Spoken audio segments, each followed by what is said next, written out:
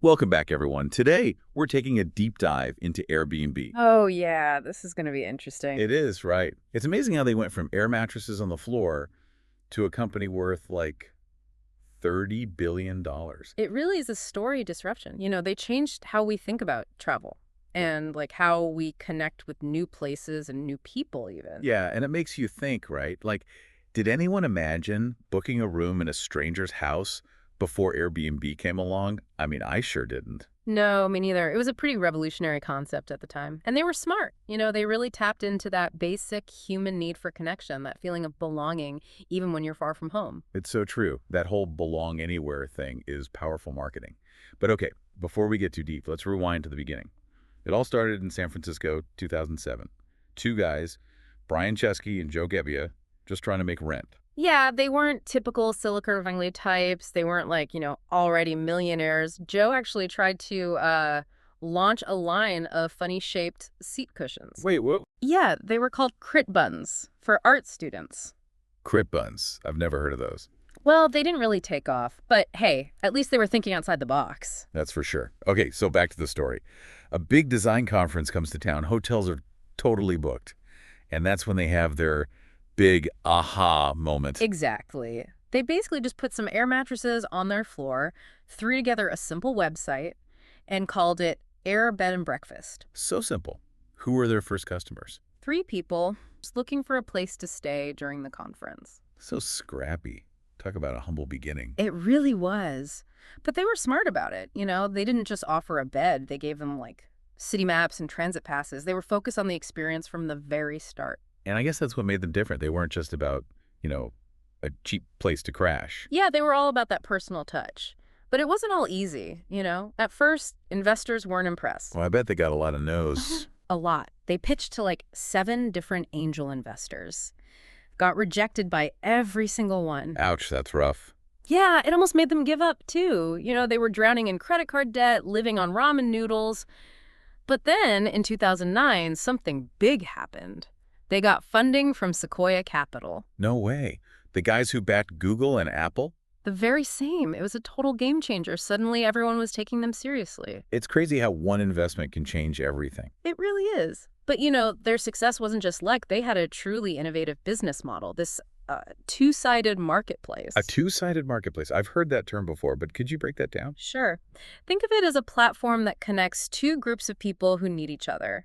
People with extra space, like a spare room or even a whole house, and travelers who are looking for, something different than a boring hotel. So Airbnb is like the matchmaker in the middle. Exactly. They handle everything, the bookings, payments, reviews, all of that. It's a really clever system. It sounds simple, but I'm sure the technology behind it is anything but. Oh, absolutely. They were really obsessed with the user experience. They even took inspiration from Steve Jobs, his whole philosophy about design. Really? Yeah, they wanted it to be super simple to book a room, just as easy as buying a song on iTunes. Makes sense.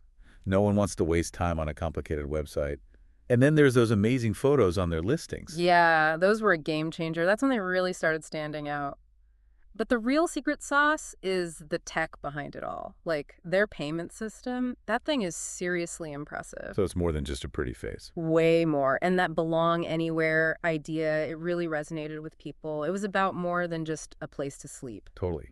And they tapped into something that people really crave, like authentic travel experiences and real connections.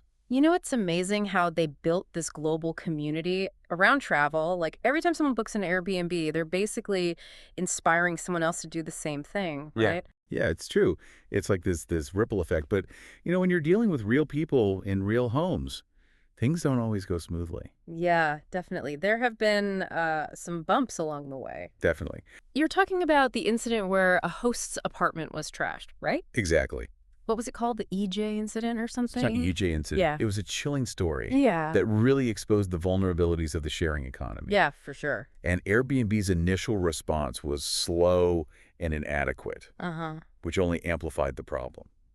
I mean, it makes sense, though. It's one thing to connect people for, a quick exchange or something. Right. But when you're talking about someone staying in your home, right, the stakes are just so much higher. Much higher. Yeah. Yeah.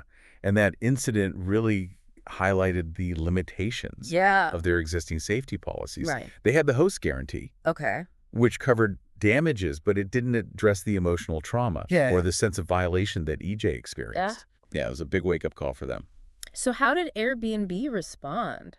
Well, Did they just try to sweep it under the rug, or? no, actually, they did something pretty remarkable. Oh, really? Chesky went against the advice of many of his advisors Wow. and issued a public apology. Really? He admitted they messed up plain and simple. That's pretty rare for a CEO, It is. especially in the middle of a crisis. Especially in Silicon Valley, yeah. Wow. So he just owned it. He owned it, and he didn't stop there. What else did they do?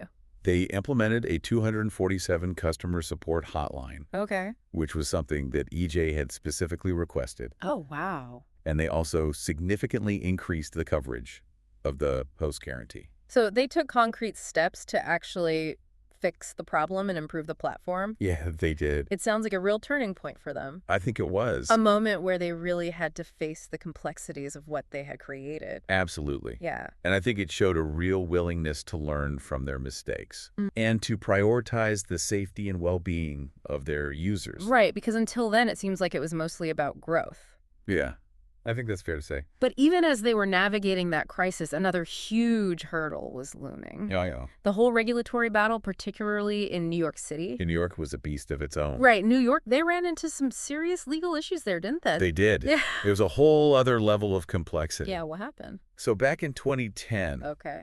a law was passed in New York that basically banned short-term rentals in multi-unit buildings, Okay. unless the permanent resident was also present. So, like, if you were renting out a room in your apartment, you were fine. Right, exactly. But you couldn't rent out your whole apartment if you weren't there. Exactly. So a good chunk of Airbnb's business in New York was technically operating illegally? That's right.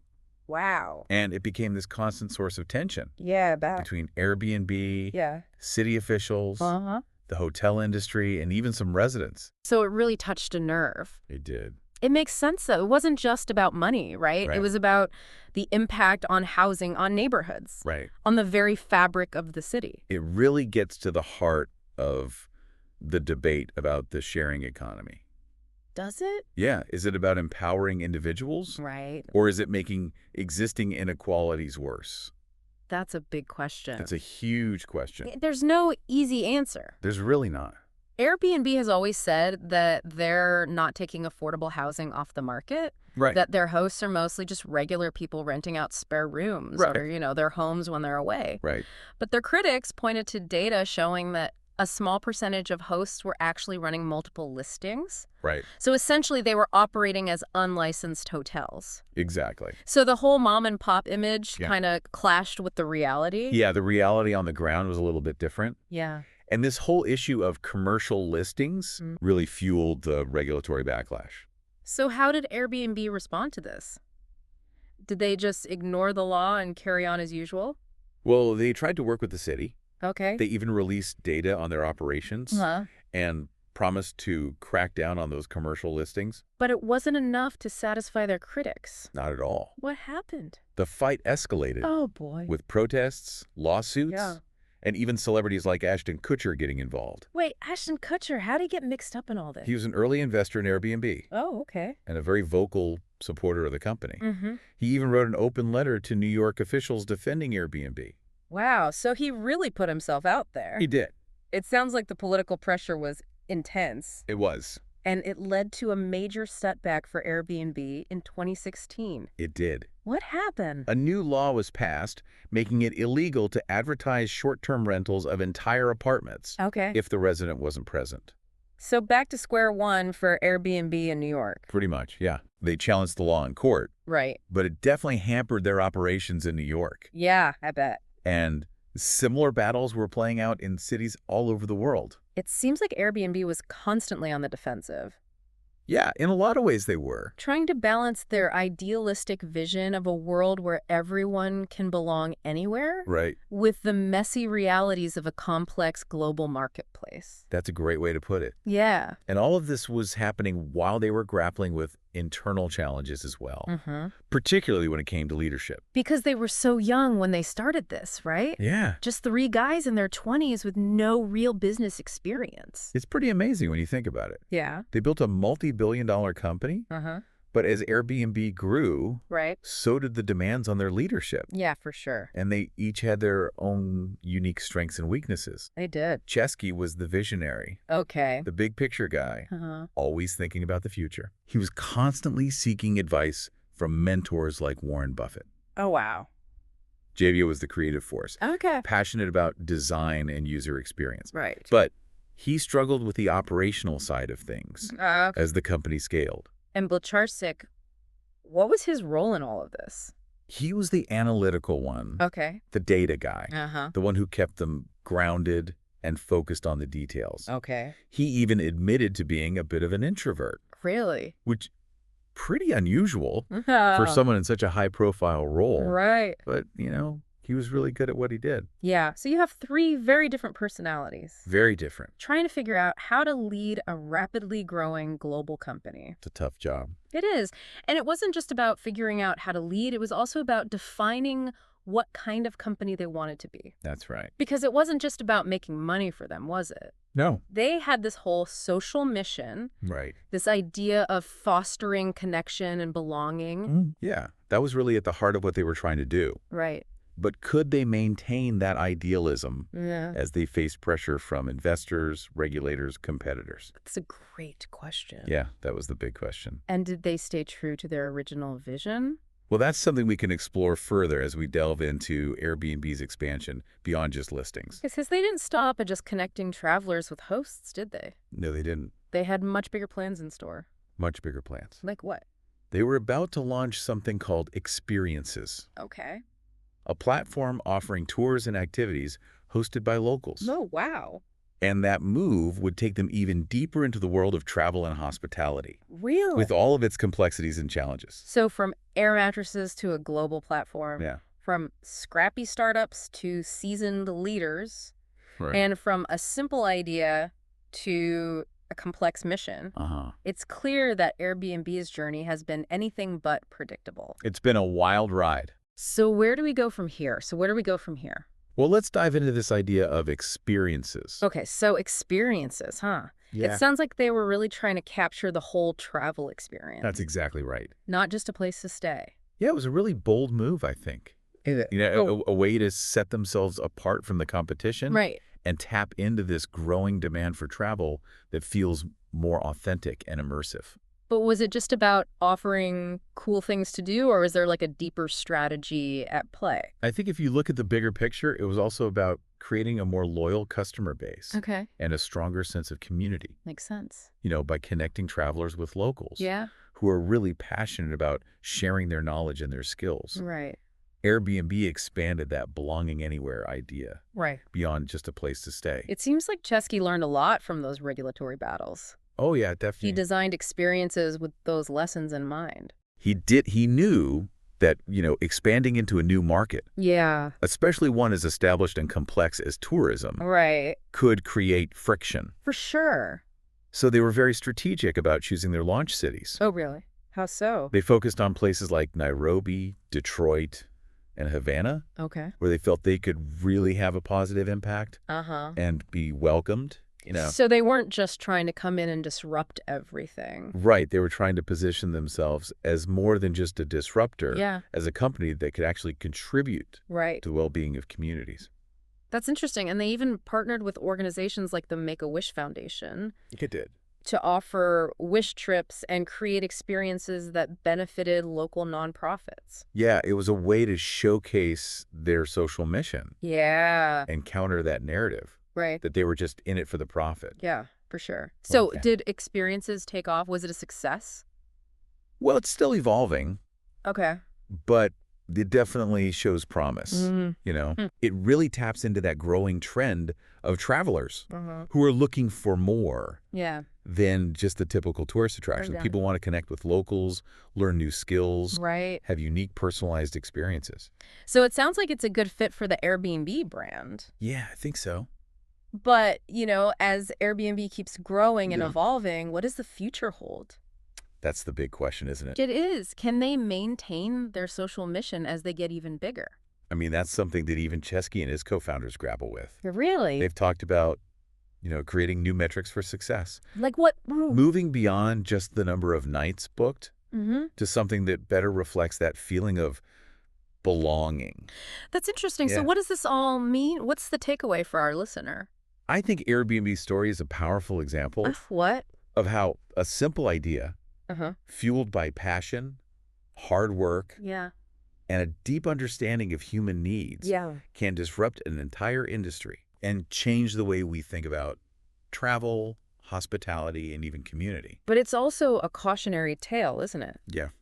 It is in some ways, yeah. It shows the challenges of Yeah. navigating a complex regulatory landscape, Yeah.